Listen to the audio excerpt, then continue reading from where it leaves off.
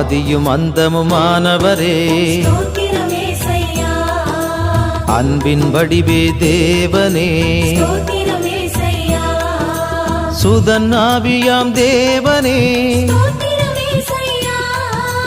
மூவரு இறைவா தேவனே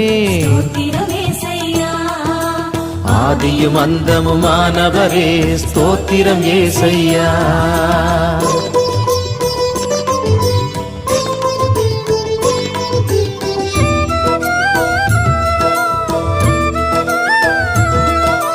இருளில் ஒளிர்ந்த ஜோதியே தந்தையின் அருளை பெற்றவரே